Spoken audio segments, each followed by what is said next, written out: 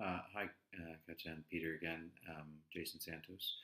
I figured since I was filming a video for Dino Run and I mentioned the HotLava variant or connection, or the lava one, I thought I would show you my game HotLava. Again, many of my game ideas come from my children. My 3-year-old, 4-year-old, now 6-year-old loves playing HotLava. He's constantly, in parking lots, at home, but he started playing at home, and he started playing, he'd throw pillows on the ground and hop from pillow to pillow to pretend the floor was lava, and he's trying to get to the other side of the room.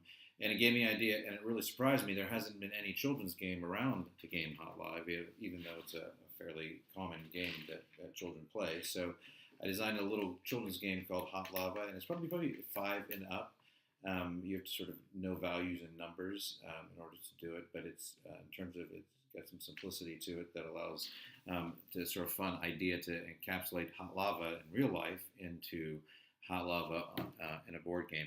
It could be done as an entire board game. Again, I travel for a living, so for me, the traveling part was easy if I sort of structured it this way.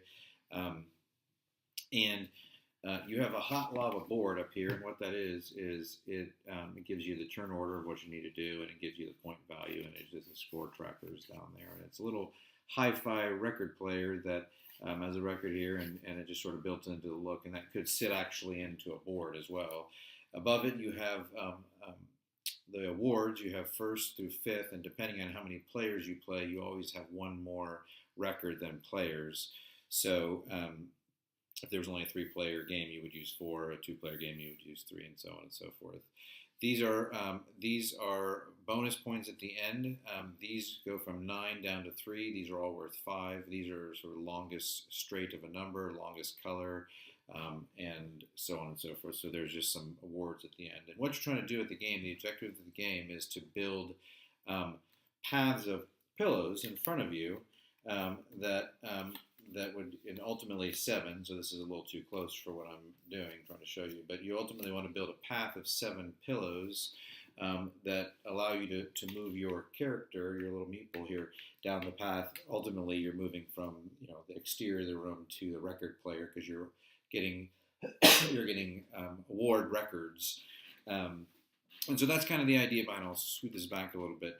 But what you need to do in that is you have a setup. You have your awards up there. You have the center console, unless it was a board and it was all set out. But you have a draw pile and you have a discard pile where a card's eventually going to go.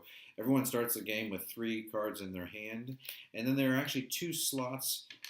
There are 2 slots over here spaces over here that eventually will become common piles, where if you don't want a pillow, you can put it out, you can put it there, and then your meeples go here to mark your score. And then there's a die that has each of the color patterns also on it as well. So what you do on your turn, if you have 3 cards and you're trying to build, let's say I had these. I already had these, and on my turn, I draw a card, and then I can play a card. So you always first draw a card. So you either can draw a blind from the draw pile, or you can draw from the shared common pile of cards that people have gotten rid of. And there's 2 options there. And you always would just take just the top ones. You're only drawing 1 card. So you draw 1 card, and then you play a card. Now, to play a card, you can either take one of your meeples and you start a new row by playing a card here, and you put your meeple on top of it. Or you can play a card that you don't want to the common pile over here, and you just put it either or. You can put it on either common pile, and then your turn ends. And then the person would go next, and they would draw a card, and they would play, and then you draw, so that way that you're always sort of drawing and then playing. Now, there's a couple variations of what's going to happen in terms of as people begin to build their rows, and part of the challenge is the rows have to increase or be of equal value. So you can skip numbers. So if I wanted to do 1, I couldn't go 4 and then 3. I would have to go 1 and then on the next turn play the 3 and then play the 4, and I couldn't go back. But I'm trying to get as many of the same color patterns in a row as I can. It doesn't make a difference the value. The value is just what controls how the cards go down.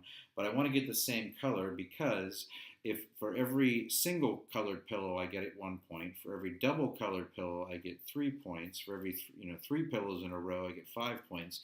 So obviously the more colors you're able to match as you build your row, at the end of the game you're going to get those points. Now, two things can happen that change the game. One, there's a hot lava pillow. And when the lava pillow comes up, you take the lava die and you roll it. And if it's a dormant little mountain, nothing happens. And there's 2 of those. But if it's, for example, if it's a pattern, then that pattern, one of your cards from that pattern in your row, if you have that pattern of pillow, has to sink. Not all of them, just one, and you can choose which one it is.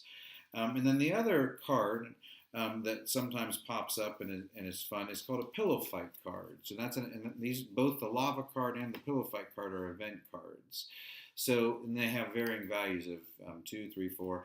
And what it is if a pillow fight card is drawn on your turn, you lay it out in front and it presents the point value. And then everyone takes the highest card they have in their hand, they lay them down. And if I have a 5 and my opponent has a 4, I win the pillow fight, and I discard my 5, and then I can take these points for the end of the game to add them to my score. If we both have 5s and it's a tie, then we can't use those cards anymore. We can go back into our hand and play again to try to win with our next highest card, and eventually someone will win the game. But you only actually discard the pillow that you used to actually win the game. So this goes around, and you're trying to build, basically until you get a row of 7 cards. No, I wouldn't be there. Let's go.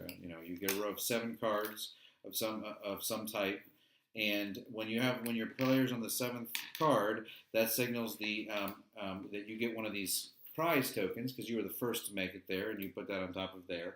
And then the first player to get 2 records, the game ends. Now, that doesn't mean they're going to have the highest points because they might have gone up quickly and just used random colors just to get up quickly and to get those points, and they've ended the game. But others have actually worked, and however many patterns they have in their row, they'll ultimately get credit for at the end of the game. It goes around. It's a pretty quick game. You have to understand the value of numbers of going from, ascending from 1 to 5, and that you can do equal or greater value in terms of playing.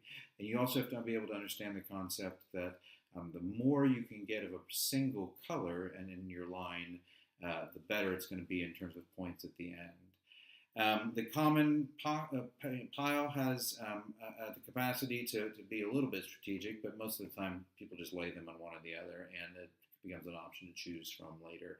And what happens early on is they tend to lay them there, and they tend to be higher numbers that you don't want right away because you only have 3 cards. You have 4 or 5. You don't want those right away.